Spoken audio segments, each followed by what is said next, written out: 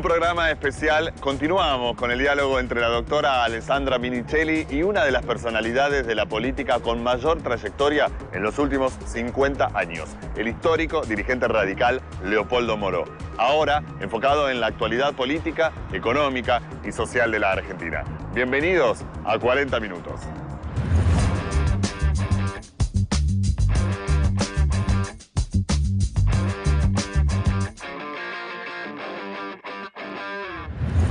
Yo siempre digo, en estos últimos días, lo he repetido bastante, que sería una exageración, sobre todo para quienes vivimos esa experiencia, decir que hoy vivimos en las condiciones de una dictadura militar. Eso sería una desmesura. Pero hoy también es una exageración decir que vivimos un Estado de Derecho pleno. Yo creo que estos grupos, y no solamente en Argentina, sino en general en América Latina, pretenden desembocar en un estado de excepción. Que es una situación intermedia. Sí, de facto, en realidad es de facto. Así que bueno, creo que... Y es un riesgo en el que está realmente hoy América Latina. Porque, digamos, veníamos de ser como un observatorio de modelos sociales nacionales con políticas que podíamos, si se quiere, imitar o podíamos aplicar alternativamente en un país o en otro, y de golpe la derecha se instaló con mucha fuerza. Sí, porque a mí me da la impresión de que lo que estamos atravesando es una etapa de recolonización del continente, o de una nueva colonización, que en este caso tiene como objetivo los recursos naturales. Ya no vienen, como ocurrió con la globalización neoliberal de la década del 90, por los activos públicos, por las empresas públicas, las privatizaciones de empresas. Yo creo que vienen por los recursos naturales, por el petróleo de Argentina y Brasil. El agua hoy sale más que el petróleo. Los recursos hídricos, las minas de litio. Nosotros tenemos entre Chile, Bolivia y Argentina el 80% de las reservas mundiales de litio, que es un mineral del presente y del futuro que va a tener un valor estratégico extraordinario, sobre todo para lo que es la industria automotriz. Bueno, ya lo tiene hoy en celulares, en buena parte del desarrollo tecnológico, el litio, que hoy en Argentina se está sacando a mansalva a un valor de $7.900 la tonelada, con una explotación que casi se hace en superficie con una pala, ¿no? Y sin ningún control. Pero bueno, esa es otra discusión. Lo concreto es que yo creo que vienen por los recursos naturales. Por eso se habla de una matriz común respecto a esta restauración conservadora en el continente. Y la matriz es común porque tienen objetivos comunes. ¿Y vinculás en algún punto eso con la monstruosa deuda externa que estamos teniendo o que hemos asumido de golpe y de la que habíamos salido? Sí. ¿Se paga con eso? Sí, en definitiva. Sí. El que está en la peor situación en el continente en ese sentido es la Argentina. Claro. La Argentina está entrando en un terreno de altísima vulnerabilidad. Y vamos a tener que después responder al endeudamiento externo con los recursos naturales. Eso es el temor, claro. En ese sentido, estamos muchísimo peor que Brasil y que el resto de los países de América Latina. Vos fijate que en el primer año del gobierno de Macri, el endeudamiento del sector público, sin contar el endeudamiento del sector privado, fue de aproximadamente $52.000 millones en 12 meses. El sector público nacional, provincial y el Banco Central le agrega, bueno, el endeudamiento producto de las LEVAC con un déficit cuasi fiscal enorme. El Banco Central tiene comprometidos $700.000 millones en LEVAC. $52.000 millones en el primer año, en términos nominales, es el equivalente a lo que se comprometió la dictadura militar en 7 años de endeudamiento, en términos nominales. Y es más de la mitad del endeudamiento que en el mismo periodo tomaron Perú, México y Brasil. Y no te estoy nombrando, en el caso de México y Brasil, los países más chicos de América Latina. Quiere decir que nosotros estamos muchísimo más vulnerables en ese sentido, incluso que esos países. Entonces estamos en una situación dramática, porque en algún momento nos van a exigir el repago de esa deuda. Claro, y no vamos a tener con qué responder. Y ahí va a venir el tema del compromiso de los recursos naturales. Está previsto que a fines del 2017 el endeudamiento alcance los $120.000 millones, o sea, en 2 años 120.000 millones de dólares de endeudamiento. ¿Y entendés como torpeza, ignorancia, complacencia, presión, esto, digamos, de haber avalado este endeudamiento tan terrible, si se quiere, desde el Poder Legislativo? Sí, a ver, creo que... ¿Qué confluyó ahí? Creo que se trató de...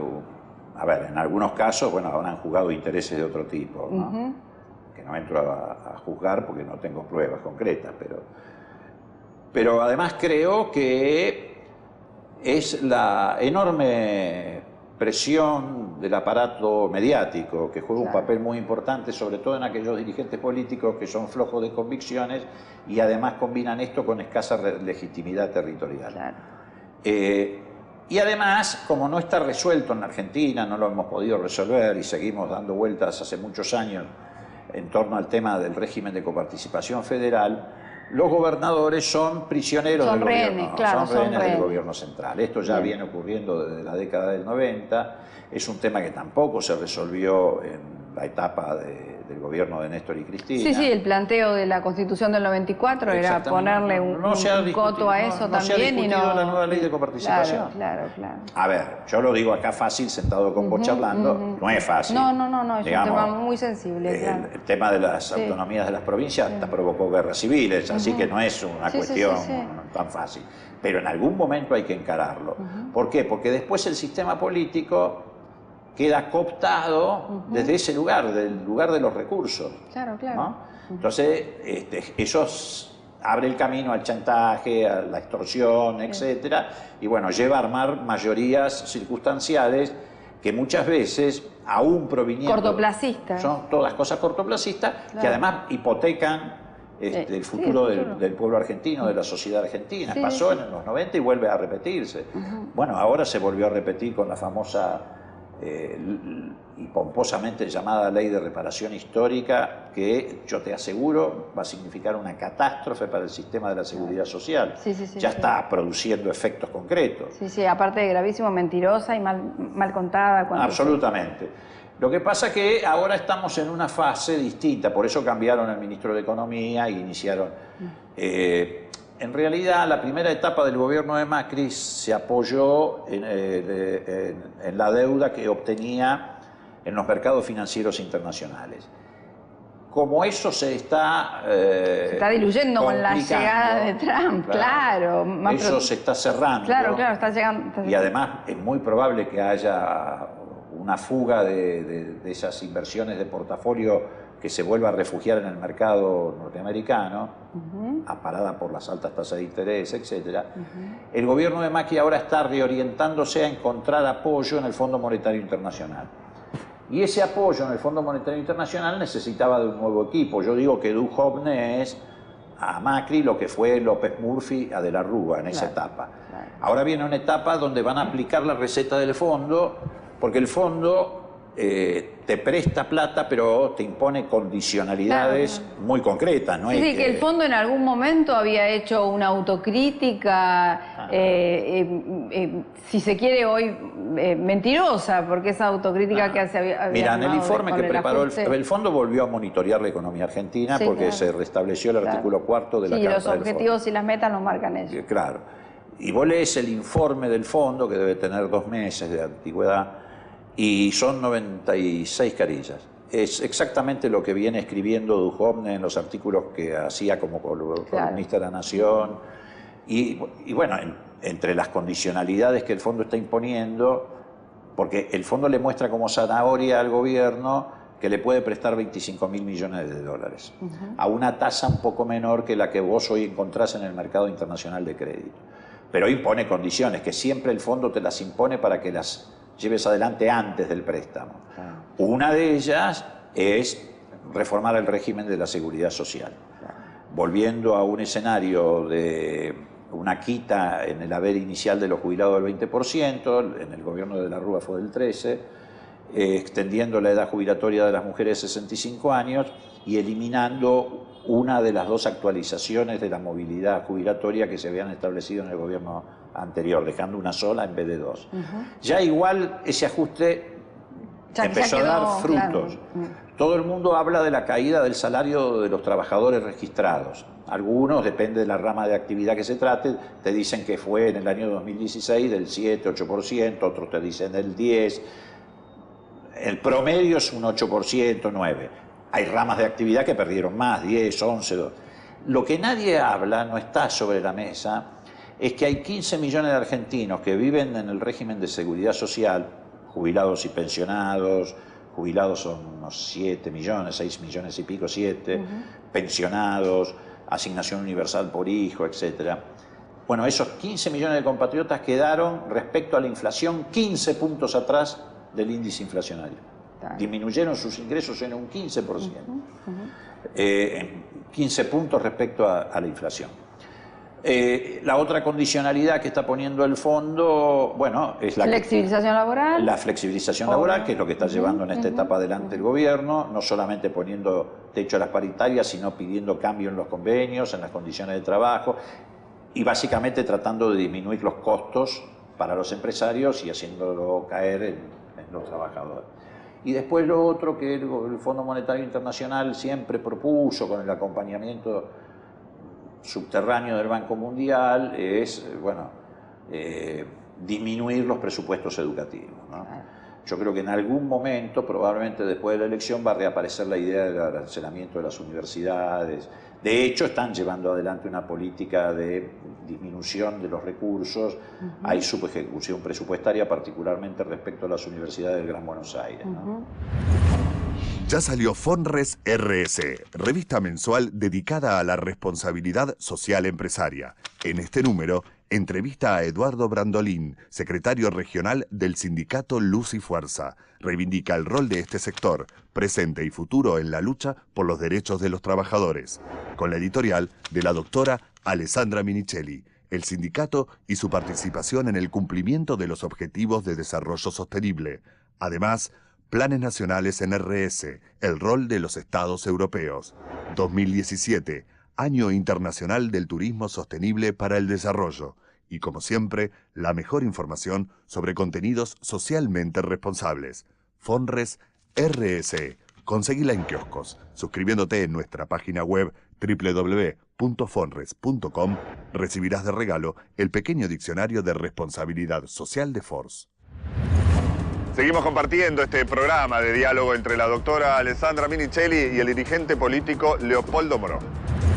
Bueno, la subejecución presupuestaria es como el ABC de Macri cuando fue jefe de gobierno de la ciudad y lo trasladó también a Nación. En realidad no saben en qué gastar, entonces restringen el sí, además eliminan programas, claro.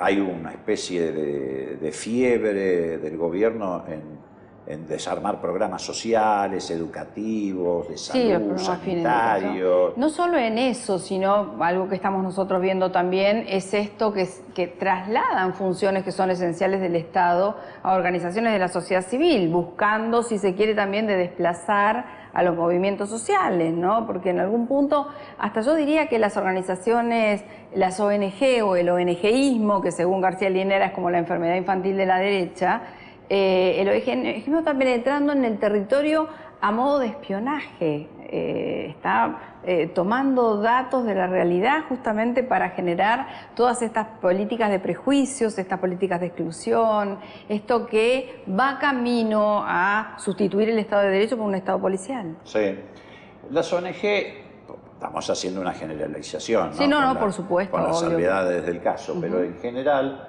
empezaron a ser herramientas de estas políticas, en muchos casos, de penetración o de intento de construir sentido común en favor de las políticas de ajuste y de represión.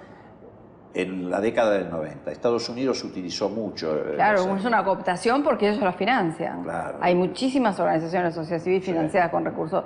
Que eso, si se quiere, le puso coto Rusia. Rusia tiene un régimen normativo de fundaciones y asociaciones y organizaciones de sociedad civil muy claro, mostrame cuál es el origen de los fondos, de dónde provienen, para ver efectivamente hasta dónde es la penetración ideológica desde lo económico, ¿no? Y cuáles son los objetivos ocultos que pueden tener estas organizaciones. Sí, hoy por hoy muchas de ellas cumplen múltiples funciones, como vos bien decís. Algunas, bueno, aportan, por ejemplo, las que tienen que ver con las políticas comunicacionales, a la construcción a la batalla por la construcción del sentido común.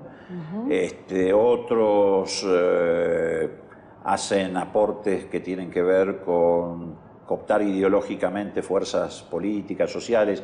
Por ejemplo, acá en la década del 90, que ahora últimamente la verdad que no le presté atención, hubo una fundación que jugó un papel muy importante hacia adentro del radicalismo para desconceptualizar al radicalismo, licuarlo en términos programáticos, ideológicos, que era la fundación de la Internacional Liberal, conducida desde Alemania, que planteaba la política desde el municipalismo. Claro, ¿no? claro. Es decir, trataba de debilitar las estructuras de los grandes partidos nacionales. Sí, la rectoría del Estado, claro. En realidad... Entonces, bueno, la gestión municipal pasaba a ser prioritaria. Claro. Y eso, bueno, eso hacia el interior del radicalismo produjo un daño muy fuerte y invertían mucha plata en ese sentido, ¿no? Y han tenido mucha penetración en las universidades. De hecho, todos los conceptos vinculados al desarrollo local. Si bien, a ver, es cierto que es el primer eslabón de contacto con el ciudadano, cuando hay rectoría desde el Estado se ejerce eso a nivel municipal, digamos, desde nación al municipio, pero si se plantea solo al revés, es, como, claro, a ver, es quitarle fuerza a los partidos. Eso lo podemos traducir hoy en un ejemplo práctico, ¿no? Si vos hoy creés que una buena gestión municipal es resolverle a la gente la vida con el Metrobús, pero en paralelo tus vecinos se están muriendo de hambre, pierden el trabajo. Sí, o a 20 minutos de colectivo las condiciones de vida variaron. Por eso, claro, entonces, claro. La calidad de vida y la expectativa de vida, porque es lo que está pasando también yo durante acá, muchos ¿no? años presidí el radicalismo de la provincia de Buenos Aires. Y lidiaba siempre con esta visión municipalista de la política. Nosotros teníamos muchos intendentes, y muchos de ellos muy eficientes y realmente buenos administradores, en ciudades muy grandes, Mar del Plata. Y inmediatamente se municipalizaban, ¿no? Y yo siempre les decía, muchachos, mucho en la década del 90 nos ocurrió esto, con tal de recibir alguna obra o alguna ayuda económica del gobierno central, avalaban todas las políticas de destrucción del aparato productivo, las privatizaciones indiscriminadas. Yo siempre le decía, muchachos, está todo bien, pero vos a cambio de una placita te vas a encontrar un día con que la gente se te va a golpar acá pidiendo bolsa de comida, trabajo que vos no le podés dar porque no puede el municipio generar fuentes de trabajo si no se generan desde políticas públicas que activen el consumo, la inversión, la producción. Y bueno, y así terminó. Terminó en esa crisis del 2001, donde sí también los municipios fueron la primer trinchera y la gente iba e intentaba quemarlos porque no le daban la bolsa de comida suficiente, etc. Sí, o algunos que se crearon municipios en esa época, 94, 95, por ahí, terminaron siendo el patio de atrás de otros municipios que partidos terminaron con la parte, digamos, de desarrollo productivo, ¿no? Esto pasa... Lo que pasa es que... en el conurbano bonaerense pasa eso. En general, a ver, el sistema político trata de ser siempre absorbido o dominado o domesticado por la derecha. Antes lo hacía con herramientas brutales, fraude, proscripción, dictaduras militares, etc. Hoy lo intenta llevar adelante a través de la cooptación en este marco de construcción de un sentido común que se refleje en dirigencias que se incorporen al sistema, digamos, ¿no? En el caso del radicalismo lo han logrado, yo creo que ahora lo están intentando con el justicialismo, por eso el kirchnerismo o la experiencia que se pasó del 2003 en adelante es el principal enemigo al que le han puesto todos los cañones, porque es el único sector que no está dispuesto a domesticarse a estas recetas de la derecha, ¿no? Pero bueno. Sobre todo porque del 2013 en adelante lo que priorizó el gobierno de Kirchner fue la planificación y sobre todo la planificación estratégica territorial, un poco para, más allá de descentralizar todo lo que tenía que ver con el crecimiento de la infraestructura y el equipamiento básico territorial, para la identificación de los requerimientos locales y desde ahí orientar con la Rectoría del Estado Nacional las acciones para el desarrollo de la Argentina como país, no de un sector o de otro, ¿no? Claro. Y hoy se abandonó 100% la planificación. De hecho, bueno, a ver, pasamos de tener, no sé, 9 ministerios a tener 5 y siguen achicando, siguen achicando. Sí, no, bueno, pero es que a ver, ellos no tienen, la derecha nunca tiene un objetivo estratégico en términos de desarrollo de la nación. Ellos tienen objetivos vinculados al desarrollo de sus negocios, claro. que es otra cosa, digamos, sí, ¿no? Sí. Para ellos el Estado es un espacio. El Estado siempre interviene en la economía. El problema es a favor de quién lo hace. Sí, claro, claro. El Estado siempre subsidia. El problema es a favor de quién subsidia o qué subsidia. Vos podés subsidiar, como ocurrió en los últimos años, consumo y la producción, o podés subsidiar, como está ocurriendo ahora, a los grupos económicos concentrados. Claro. Digamos. Pero siempre se subsidia. Sí, transferencias de recursos siempre hubo. Siempre pero hubo a y favor siempre de quién y para qué exacto, es esa es la clave. diferencia. Yo siempre digo, haciendo tal vez cierto grado de reduccionismo, que cuando vos querés saber si un dirigente político es progresista o popular o como lo quieras llamar, no le tenés que preguntar qué va a hacer con la pobreza, porque siempre te van a contestar todo lo mismo. Lo que le tenés que preguntar es qué va a hacer con la riqueza. Ahí te das cuenta... Sí, tiene voluntad de redistribuirla o no, o si tiene voluntad ahí eso es lo que define... O si tiene voluntad de que todo confluya en empresas offshore fuera del país para el mismo grupo económico. Exactamente. Así que ellos no tienen objetivos estratégicos nacionales. Lo de ellos tiene que ver con sus intereses económicos, estructurales, con los negocios, ¿no? Con el negocio aerocomercial, con el negocio energético. Sí, donde están sus mismas empresas, donde son ellos los que son patrones. Entonces no tienen una mirada de un país integrado, el desarrollo, etcétera, etcétera, etcétera. Bueno, por eso el gobierno de Macri apenas accedió al poder, además de plagarse, de tapizarse de CEOs y dueños de las empresas, también abandonó las políticas vinculadas a la integración regional, a lo que se denominaba la patria grande. Bueno, pero en ese sentido se equivocaron, porque leyeron mal lo que estaba pasando en el mundo, ¿no? Yo creo que el gobierno de Macri creyó que se encontraba con el mundo de la década del 90, y esto no tiene nada que ver con la década del 90. En el 90 o en los 90 había, bueno, caído el muro de Berlín, había euforia capitalista, disponibilidad de capitales financieros,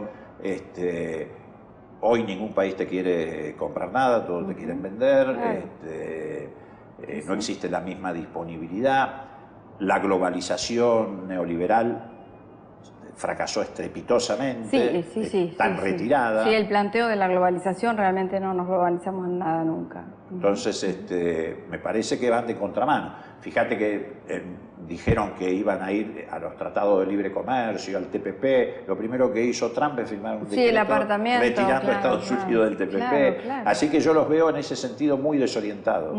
Yo creo que leyeron mal el mundo.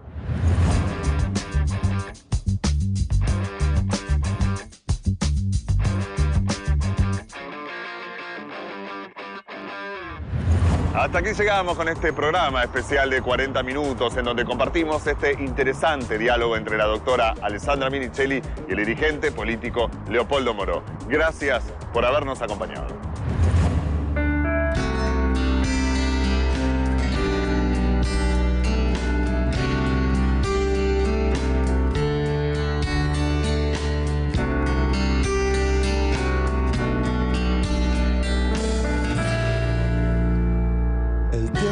Pasando y nos fuimos conociendo, amabas y sufrías como en